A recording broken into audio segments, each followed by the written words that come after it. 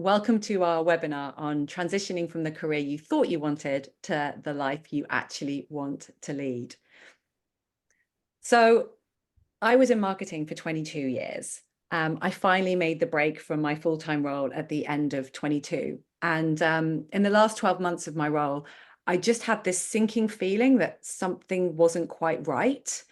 And I couldn't work out what it was until I finally pinpointed that I was basically bored, and I was behaving a bit like probably some of your kids do when they're bored. I was irritable, I was getting grumpy, I was annoyed, and it just didn't feel like me anymore. So I initially thought, this is something I've been working towards for 22 years. I've got there. So it must just be that I need a change. So I started to explore other companies in the same space, in the startup, scale up space, which is where I'd always loved working. And I just felt exactly the same. And I realized that being inherently nosy, I just loved variety. And that was why I'd been enjoying a few side projects I'd been doing. And that actually maybe what I wanted was a bit more of a portfolio career with a little bit more variety. So this was an exciting realization. So I finally resigned, had my 6 months of handover, and was quite looking forward to this next stage of my life. So left at the end of 22, Christmas, January rolls on, and suddenly I was just full of despair. I'd realized that I just had no idea what was next. I had no job, I had no partner, I had no kids, I was 45, and I had epically failed at life. I brought mine as well, but I don't know. Can someone just go on mute there? I didn't bring a ticket. I think maybe the admin can just mute everyone else. Just mute everyone down. With myself. You don't know what Thank you. really.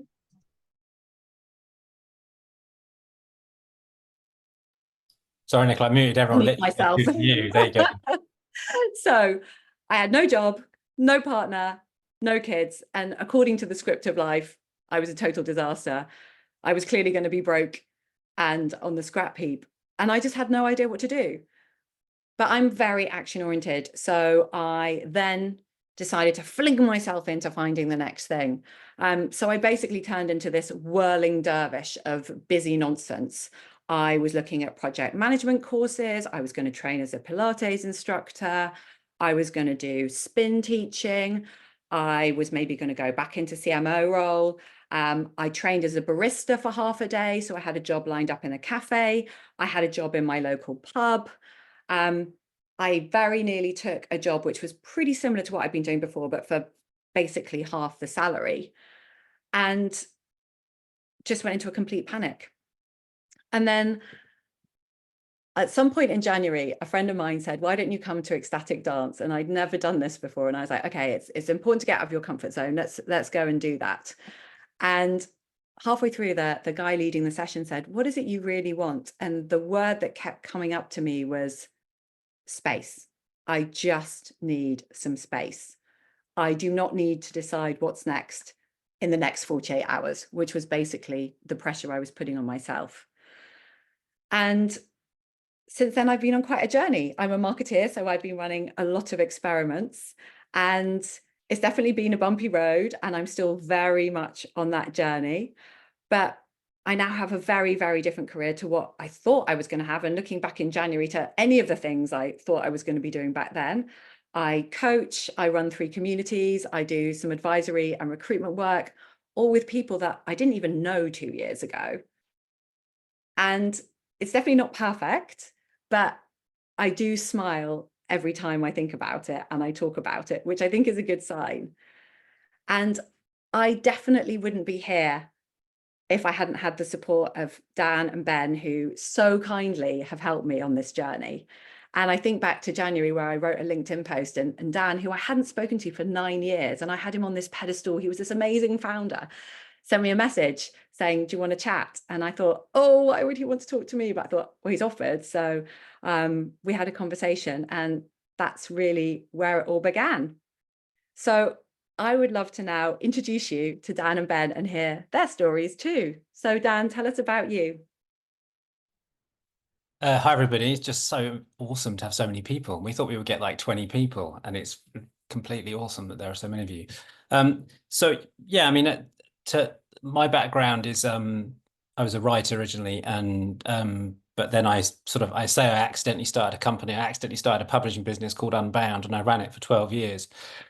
And I had over that time, I really enjoyed it, and it was an amazing, exhilarating experience. But basically, the more successful I got, the more vulnerable I felt. And I had this really weird situation where the more impressive I sounded on LinkedIn, um, the kind of less strength I felt like I had in myself. Um, and I would talk to a friend around the time, about 3 years before I left, and I just said, I don't understand it. Like, I thought if I achieved these things, I would get all these feelings that I'd been looking for.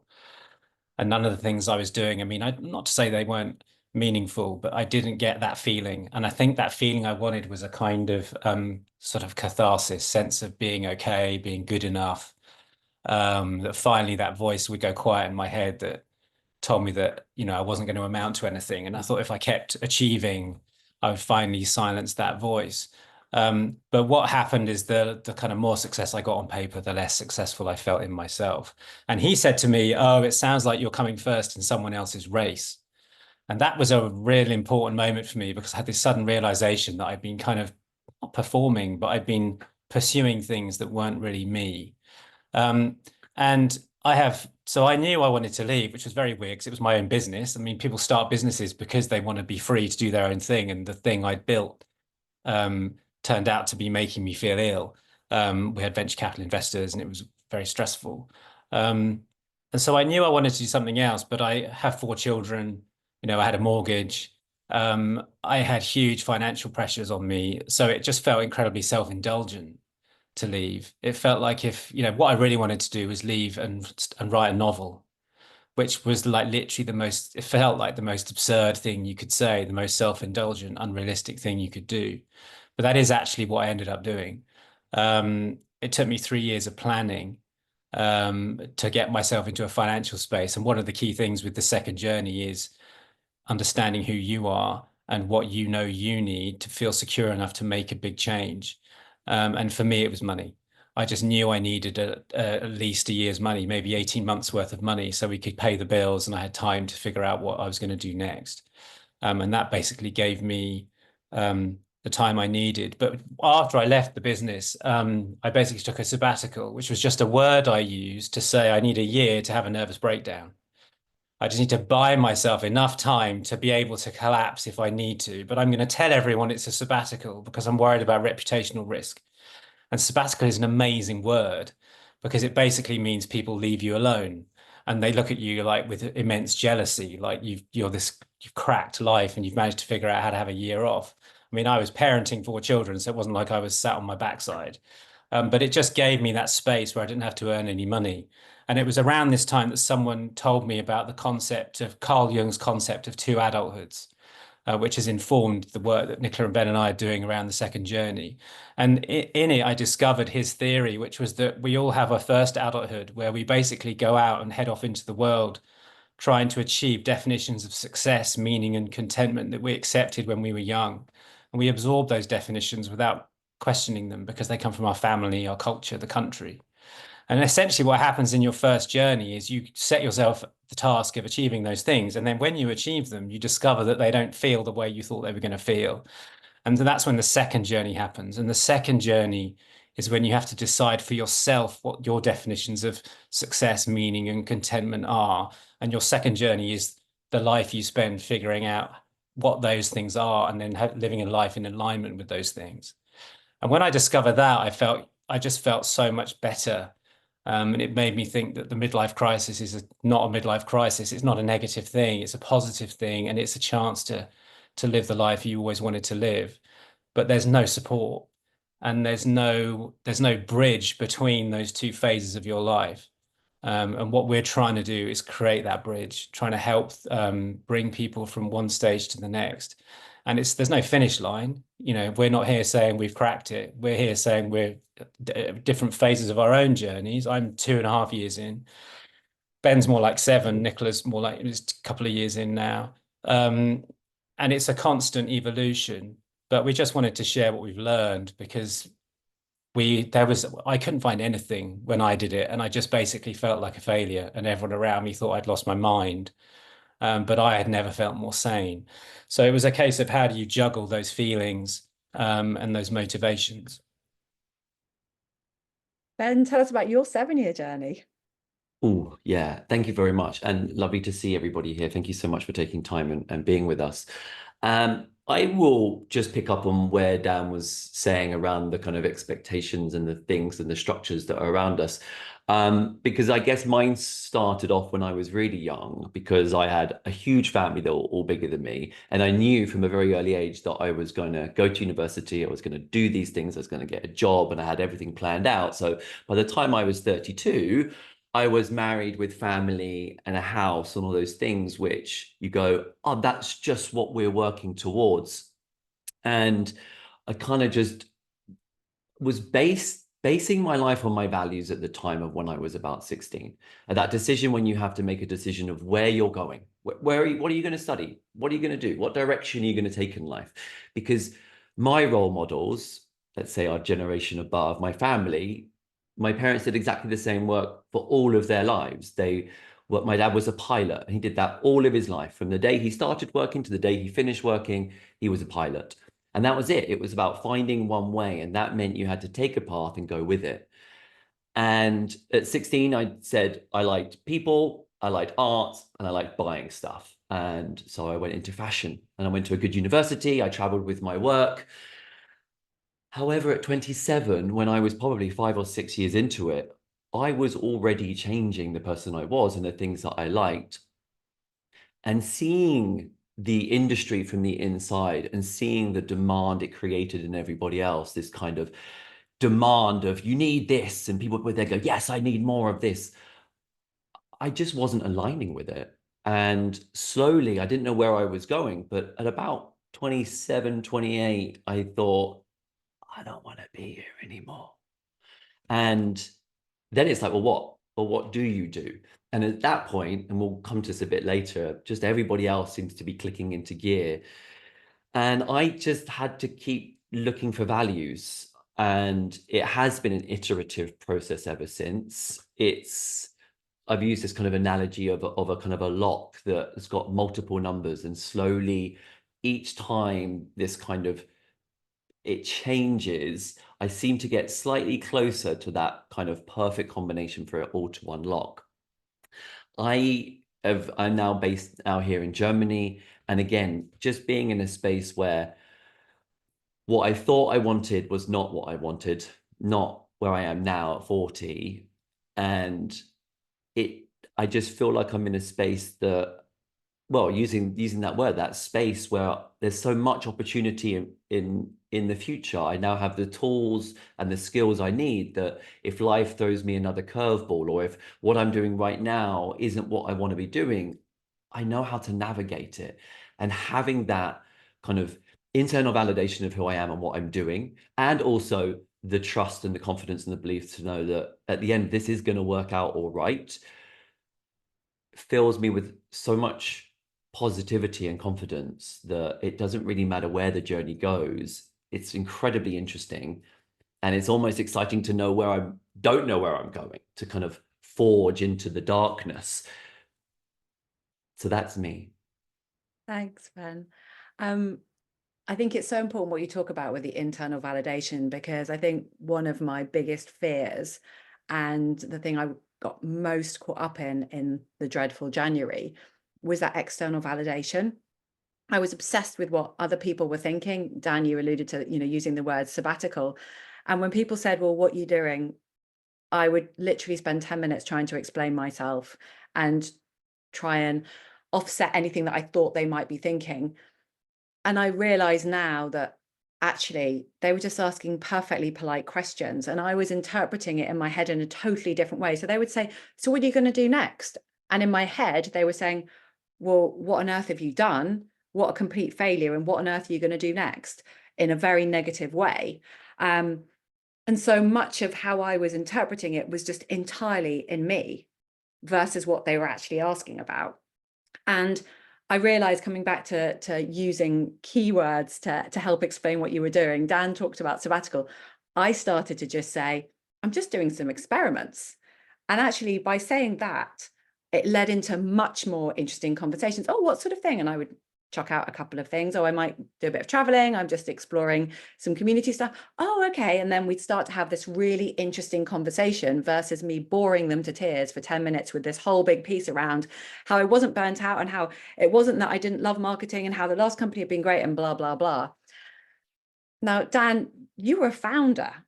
You obviously used the word sabbatical, but how else did you deal with this external validation that we all become so obsessed with? I think it's, yeah, I mean, basically over time, I realized that anything outside of you that's giving you status is not giving you status. It's pulling your self-worth out of you. And it took me a really long time to figure that out.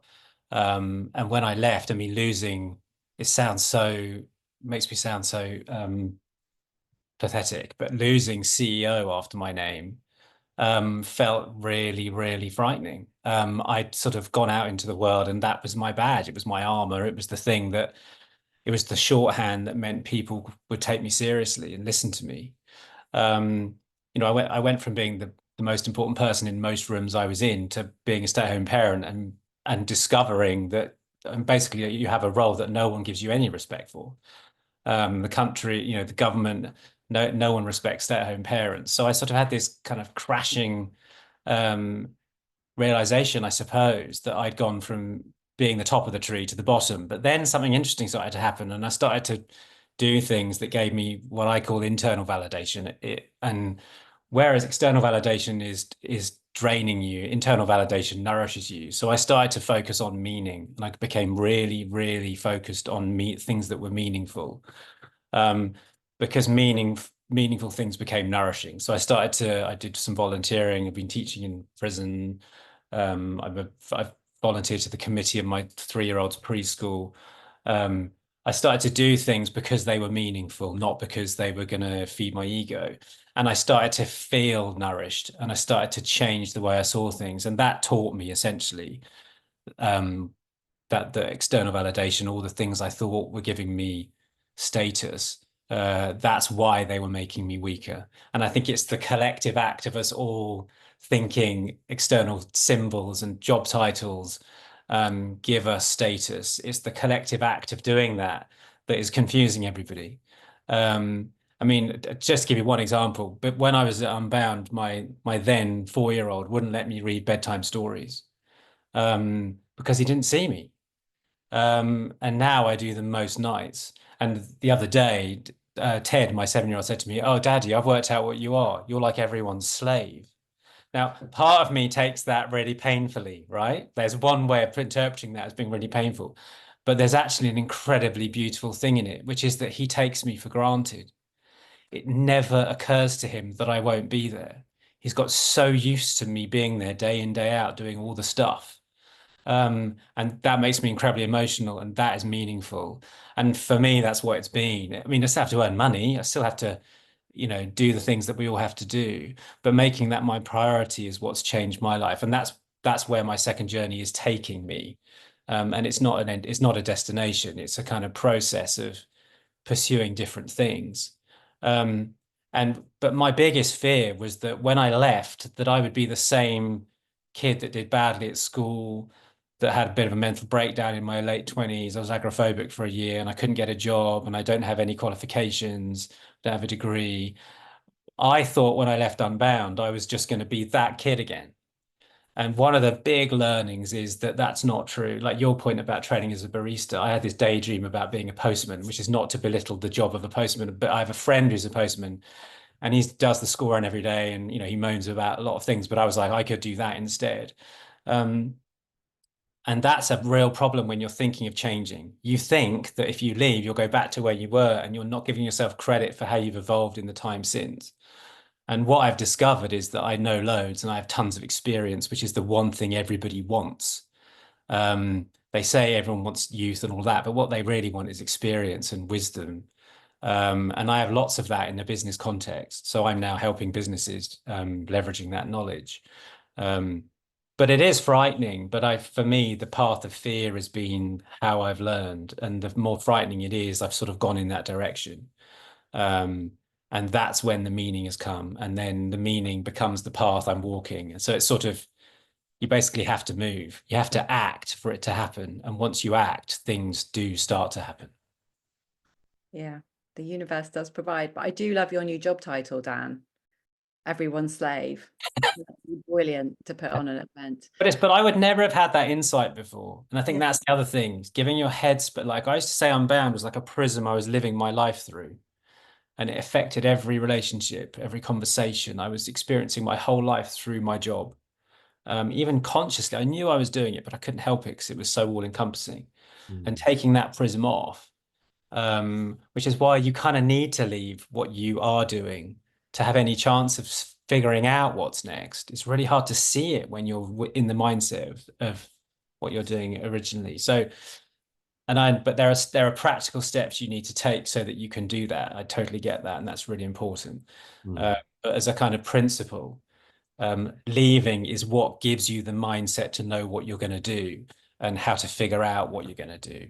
And it's very hard to see it when you're still in the job, in the first journey, in the thing you're trying to leave behind. And that was such good advice I got. You have to let go before you can work out what's next. And I had to get out of the bubble, just like you, Dan. We lived in this crazy tech bubble. And it's only when you get out of it that you realize the majority of people don't really care what you do or what your job title is or what you earn. They just want to get to know you as a person. And so I really had to remove myself from that to be able to see it. Ben, what about you? I mean, you're at that stage where everyone's getting really settled into their roles, big promotions, getting married. Yeah. How did you handle that external piece? In short, badly. It was very lonely because while people, as you say, were moving on and doing the kind of steps that I wanted or I thought that I was projecting myself to do, I just didn't align with what I was doing. I didn't want to be in fashion. I didn't want to be in a apparel industry. I would go to work feeling awful when people would get together at the weekends and talk about what they were doing and how they were getting on and they were succeeding. Now I moved along with my career and I became head of product, but I just had this horrible visceral feeling every time I walked into the office that something wasn't right and it wasn't sitting right. And this whole idea of kind of where was my happiness? Everyone seemed to be quite positive. At this point, I was living in Australia. Like, life is meant to be good. Like, if you do those things and you check all those boxes, that's where the happiness, the fulfillment, the enjoyment was supposed to come, and it really wasn't. And what I'd like to share at the moment is that I moved from apparel into, well, team development, into kind of coaching, but then into embodiment and somatic work. And so for me, the work around embodiment, just picking on Dan's word around movement and action, I'd actually want to pick up Dan's word about armor, having to have an armor around you when you go out into the world. And these two things of somatic and embodiment work made me realize that taking different actions was going to make a difference. And yeah, I was struggling. So I want, my work now, when I help people who get stuck, they don't know what they're going to do with their career. They don't know where they're going in the future. By helping people take different actions, however small they are, help people gain new insight, start to build momentum towards what it is that they want. Now, I'm going to push back a little bit on you two here, because my industry, we never earn a huge amount of money in fashion. So I wasn't able to get away from my job, but I knew things weren't right. So I had to go on the search of what else was it that I needed to do at the same time. I had to keep a 9-to-5 job. I had to pay my bills, my rent, and finding even the kind of looking and the searching felt good. It was the what if or how about, and there were so many dead ends. Oh, I'll just do PR in fashion. I'll do new business development. And I did a little bit of here. You mentioned that word experiment. Did a little bit of here. That didn't quite work right. I went in this direction and that wasn't quite right. But knowing that I was taking action, moving, helped me start to feel a little bit more excited about the drudge of going to the office, the dealing with the constant emails, the spreadsheets, the work travel, all of that was made just slightly easier because I knew that there was an intention to move out of it. And knowing that there was there were doors kind of opening and closing, but better than being stuck, not moving, and just trying to put a brave face on it. So I think there's also something here for even wherever you are, just starting to ask questions. Who else is out there that might have something that might give you some information? And through having conversations is where, you know, with our communities, that's when you start, again, building that momentum, taking some action and getting on the move and making things change. Thanks, Ben. I think one thing you talk about there is the challenge of not earning enough money. And I think that is a huge fear when you're starting to make this change. And, you know, my family was always like, you never leave a job unless you have another one, always be earning. And that was hammered into me. And even now, I still find it difficult not having that monthly pay packet coming and knowing what I'm earning. So that was a real challenge for me. And it is still something that I deal with now.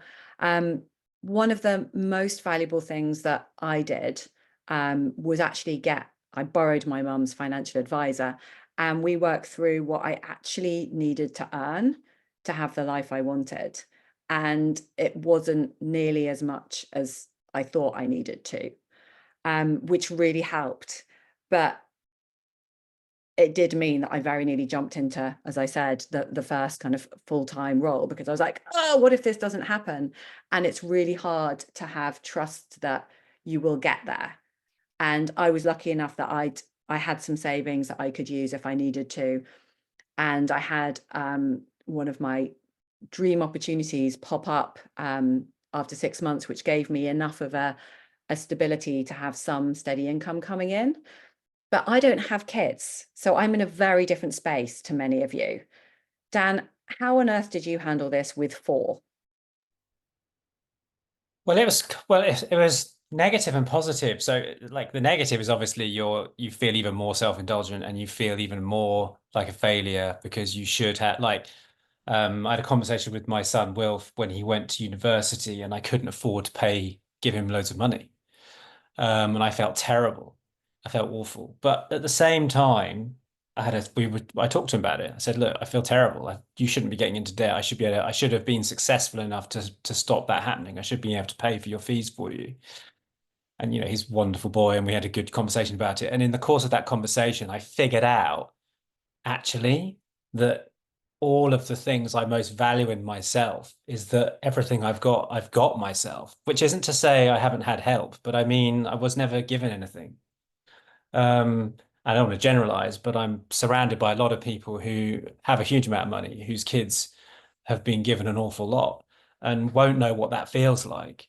And I started to realize that was a real gift for him. Like he was going to make his own life himself and he would get that same thing. So I think you have to look at it in a slightly different way. I mean, I was hugely stressed about money, and I would say the most important thing for anyone doing it is to respect what you know you need. And for me, it was money. It was having 18 months money. But that was like no family holidays, you know, and if you have kids and, you know, partner, you need to all be doing it. Everybody needs to buy into it. You can't do this on your own. You've got to bring everybody with you. You've got to explain what's happening and be really open with them. And again, you know, I thought that would be terrifying. But while I'm telling my kids about these changes in our life, I'm starting to feel really proud because of the behavior I'm modeling. Because I'm saying to them, you don't stick in a life you hate. You do something about it.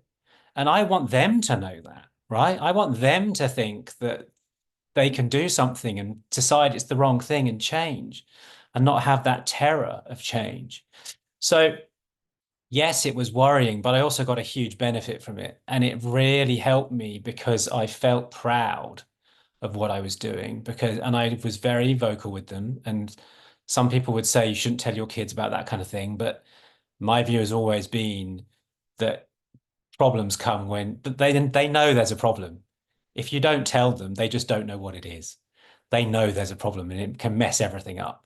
So it's much better to be open with them and take them on the journey with you. So yeah, so basically as I say, I did save money, but it took me 3 years. I knew I was going to leave, and I'm like, how long is it going to take me to get that money? It's going to take me 3 years. And to Ben's point, the first act of the second journey is accepting to yourself that you want to change. And I found that so liberating to admit it to myself and say, I'm doing the wrong thing. I need to move. And I didn't tell anybody, but in my own mind, I was like, this is not, I can't do this anymore. And I'm going to do something different. And I'm going to go for the thing I want to do. There's that great post, if anyone's seen an amazing book, which is a palliative care nurse wrote a book called The 5 Regrets of the Dying. And she's been looks after people on their deathbeds. And the number one thing people say is, I wish I'd lived a life true to myself. And so I remember thinking, well, I'm going to do that. I've got to go for it. So, but that meant saving money. So I spent 3 years getting the business to a place where I felt I could leave, which was really difficult with the Brexit and the pandemic, and it was a nightmare. But I managed to get enough money. And then when I did leave, I felt like I'd left it in a good state. And one of my big conclusions over the last few years is that the second journey, you're going to do it anyway. If you can hear the whisper, you're going to do it. The question is when. And are you going to do it with preparation? And are you going to do it with planning? And that 3 years allowed me to plan it. Now, I have friends who didn't plan, who had to answer the call of the second journey, but it was acrimonious, legal disasters, leaving a business, everybody fighting with each other, complete chaos as a result. So I actually think it feels unsafe to leave what you're doing, but it's actually safer. It's safer to leave and plan it and go on that journey than it is to pretend it's not happening. And as I say, it took me a long time to be able to do it. But like Ben, knowing I was doing it and I was on a path to doing it by saving what I could and changing like we moved. I got just before I left, I got a 5-year fixed rate mortgage while I was on a kick-ass salary. So I wouldn't have to worry about remortgaging. I was like painstakingly going through spreadsheets, like how do I give myself as much security as I can get? And then I mapped out how I could earn what I needed for the mortgage and the bills, and figured out actually I could probably get that driving a truck for Waitrose. So, God forbid I end up doing that. Actually be quite nice because you get a discount on their food. Can't afford Waitrose anymore. That's one of the concessions I've made to the second journey. No longer shopping in Waitrose. It's really true, Dan, isn't it? You realize what's really important. And I did have some time out, and I went to Mexico, Cape Town, but I was staying in hostels, and a very different experience to how I'd been traveling before. But I met so many wonderful people. And I think changing how you look at money and what's important really does redefine where you want to be spending your efforts. I think one of the best things I did at the beginning of my journey was I sent out some questions to friends and family and some of my old co-workers. And it was things like, what am I holding on to that's holding me back? And what's one piece of advice? And if anyone wants the questions, I'm really happy to share them. Just ping me afterwards. But as a complete surprise, the best piece of advice I got was from my dad. Now, my dad is a mathematician and does everything based on data. And his piece of advice was, trust your intuition more, which was just brilliant, because what I'd realized is in this first journey, I'd completely disconnected my body, my heart, and how I was feeling from my head. Everything was done in my head. And I would ignore like just general feeling, gut feeling, what is intuition. And it was only really when I stopped, and after lots of conversations with Ben as well, that I started to reconnect with that. And so much of the decisions I make now is really based on that. It's like, how do I feel about this? Not what do I think about this? And previously, everything had been about thinking, nothing really about feeling. Ben, I'd love you to share a little bit about this, because it's been so, so valuable to me. Yeah, thank you for letting me jump in. So much of it is when we're caught in our heads, the trying to keeping up with the Joneses, the expectations, the feeling like we should, the whole world is looking at us, and that intuition part is so important. And through the embodiment and somatic work, which has given me so many lovely tools, which is the listening to that voice, you know, the voice that we push down that comes from somewhere around about here-ish, or instead are we constantly thinking about all the cognitive bits inside of us. For me, there is no question around intuition. Intuition is not a mystical, magical thing. Intuition is the collective knowledge that we have inside of us, having gone through all the years that we've experienced. It's the subconscious, it's all the bits, it's the gut brain, it's the heart brain, it's all of these bits. It's the understanding that we've been in situations before, we've met people before, we've had thousands of interactions, millions of interactions constantly. And at some point when you move into somewhere, you will feel something, whether it's good or bad, and it's just the story we put on it. But listening to that, to the body, listening to what's being said, that quiet whisper to start, helps us really guide what do we want to move forward towards and what do we want to move away from. And it really is quite a simple binary movement, which is what pulls us in and gets us interested and feels aligned and gives us energy, and what things are kind of a bit pushy or create conflict in us, or thought or stress or worry, or things take longer than they should. We procrastinate on things because they're not with us. The point when we feel aligned with things, things become fluid and, you know, we find that state of flow. Listening to the body, what we might call in my field interoception, the sensations, is a learnable skill. It's wired differently to the part of the brain. It's slightly slower moving, which is why it can be sometimes quieter or it takes longer. But quietening the mind, now I know not everyone's a meditator and I don't expect people need to be, but just to be able to stop and listen, and a bit like maybe going back to what was said earlier about you need to just to get out of it, to give yourself space to reflect and see where you are. Just doing that, taking a moment. And so that intuition, working with what feels good, you know, what we're looking at to bring to everyone is definitely connecting the thought, the cognition, but also what feels right for me. And when it does feel right, how does it make me feel in my body? We've all got that feeling. The dopamine is the thing that makes us pursue stuff, the accolades, the status, the money, the way of life. But the serotonin, the bit that when we stop and go, you know what? I've pretty much got everything I need. And I've got the people I need. And I've got the things I need. You know, people are here. We've got computers and technology and running water and all of those things. Life is pretty good. And stripping back that to the bare essentials then offers a lot more space for the newness to emerge, for new things to come through. And so taking that time into the body, again, giving ourselves those tools that when shit hits the fan, are we allowed to swear? Shit hits the fan, or when things get messy or chaotic, that actually we can find a bit of stillness, bring ourselves back to a centered place where we can start to make, again, aligned decisions. And again, just a bit of, you know, giving ourselves those tools makes us feel empowered and strong, and gives us the guide and finds us the compass for where we need to go in the future. So the body isn't so important and we need to listen to it. Yeah, we definitely need I definitely needed more space than the whirling dervish, which is what I kind of embarked on initially. Dan, how's your intuition been for you in working out what's next? I think I agree with Ben. I think it's that knowledge you accumulate. For me, it's a kind of compass. Like every decision I've made where I lent into myself had a positive outcome. And I don't want it to sound weird, but the sort of theory I'm developing over the last 2 years is that if you want results, you have to be more yourself.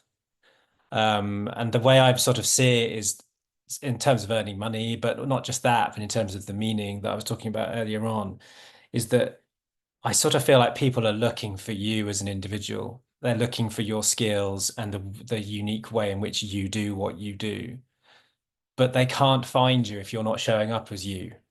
If you're trying to be something you're not, then they can't find you.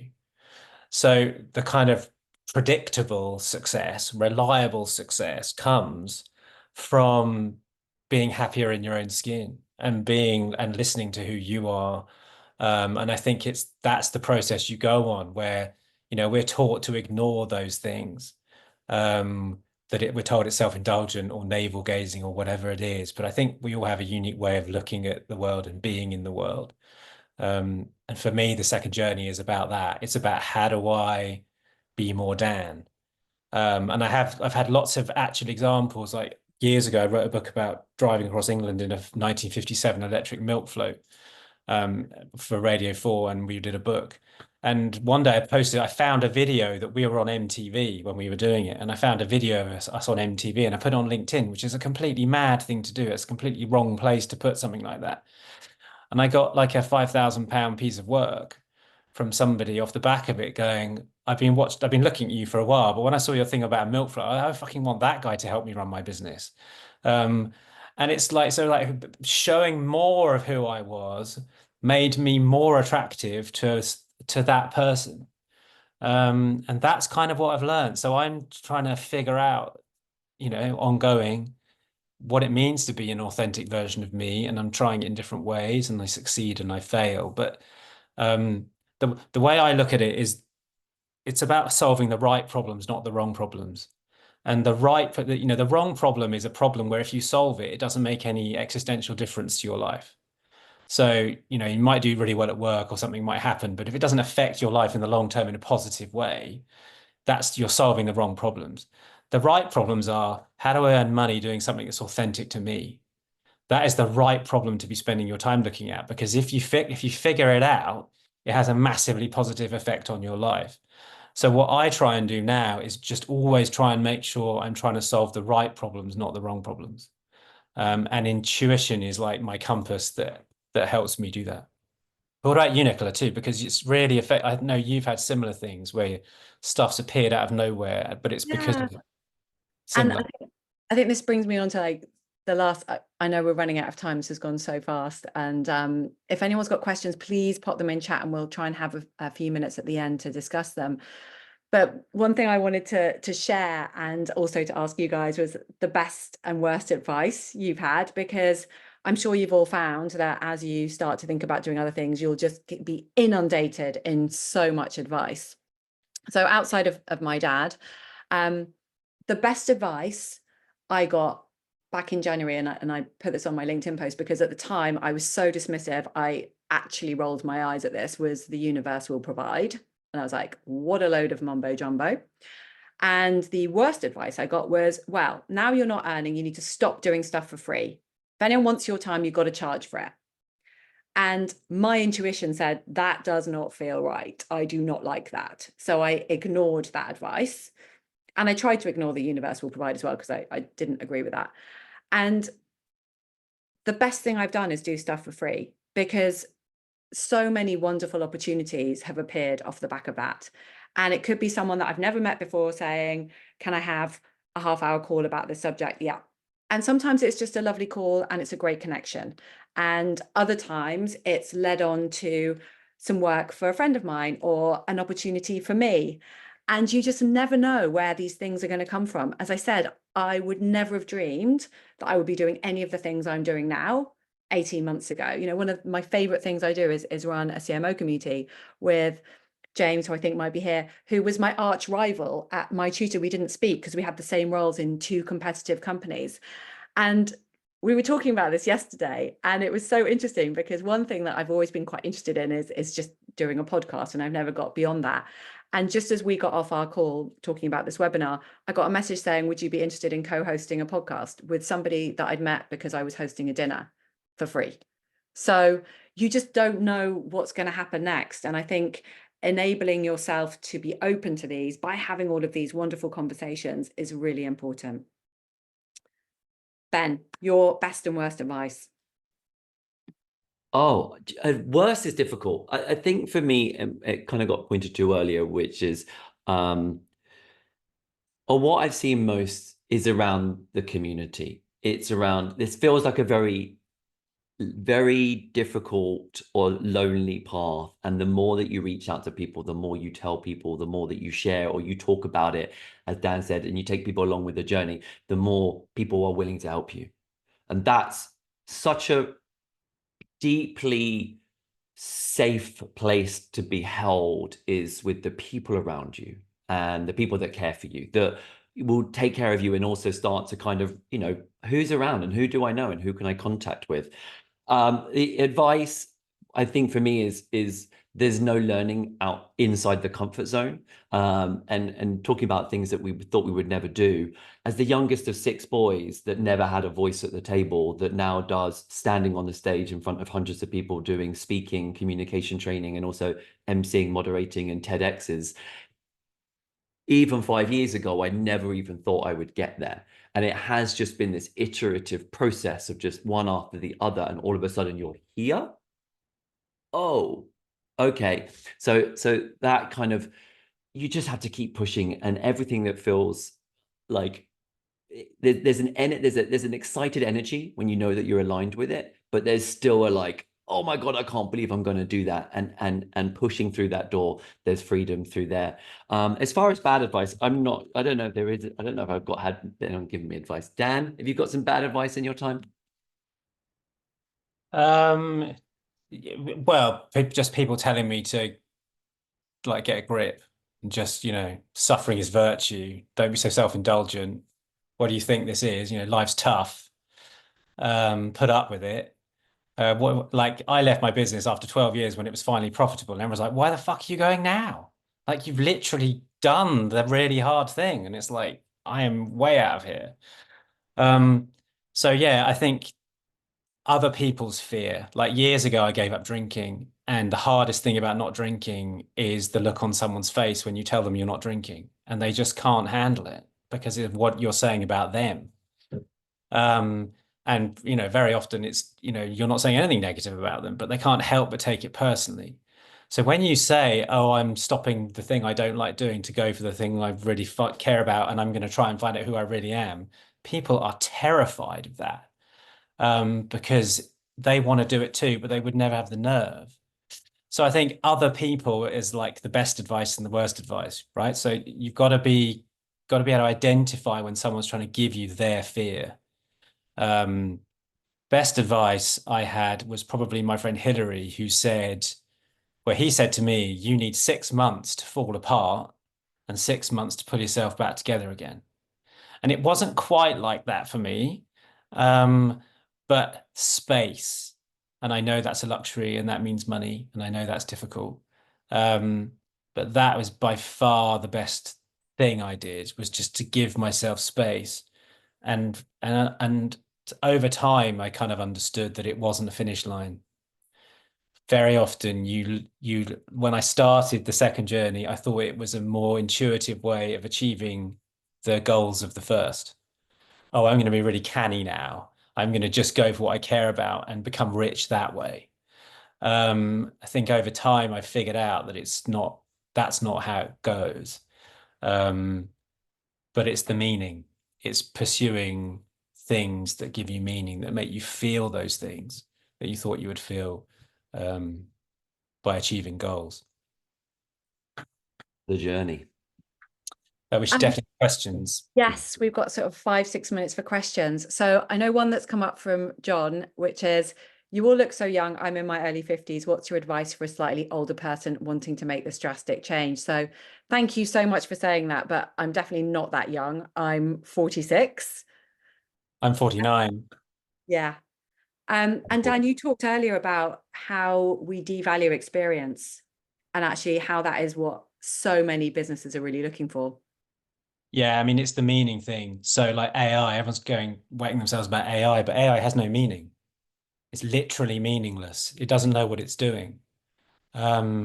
Experience, all the things that you've accumulated through experience are the absolute most valuable things. And you can never do it too late or too soon, because it's about figuring out who you are, and that's not something that you're gonna complete. Like I love flow state. So flow state is something where you get incrementally better at it. You lose sense of time because you're so in tune with the universe, and it's never done. And I first came across it skateboarding. You never complete skateboarding. You just do different things. And it's figuring out who you are is the same. You're never going to complete. I'm never going to complete being Dan Kieran, but I'm going to evolve and change and look at my life in different ways and do different things. So yeah, age is like, be like Prince. He never believed in birthdays. Like, forget that. It's all about how you perceive the world and how you perceive yourself. And the older you are, the more chance you've had to learn about yourself. So you should have, I think you have an edge. You just have to train yourself to see it in that way. Yeah, absolutely. And so much is about how you're talking about yourself as well. So I would really check whether you're actually putting yourself down when actually you've got so much to offer. Thank you, John. There's another question here, which is, I found myself being a founder CEO in fashion e-commerce to entering fitness and healthy food companies. Can you go a little bit deeper on how you deal with being pushed back, particularly in the UK job market? Personally, I've never applied for a job because I would need to create a job that I could do. And I think aiming higher feels like it's fewer people are going for those things. So I've always been someone that creates things. So I would always urge people to start their own thing. But again, being pushed back, it depends on the sector. I don't know much about fashion e-commerce. Ben, is that maybe more your wheelhouse? I think the career coaching that I've looked at before is about resilience. So moving from one industry to another is always going to have its difficulties. However, transferable skills and the things that you've experienced and got from the first one, what are those transferable skills that are best and most useful? Going back to the resilience part, I like to look at how do we take care of our energy? And there's something called it's called the SHRED method. I increase it to SHRED: sleep, hydration, routine, exercise, and diet. And this idea that we can take care of the physiological things to help us turn up every day with our best energy. That when the no's come through the door and they keep coming, that we continue to go on it. And I think that, or what I've experienced, again, when you're aligned with what it is that you want to do, and it really is what you want to do, those no's very quickly fade away because the path is still there.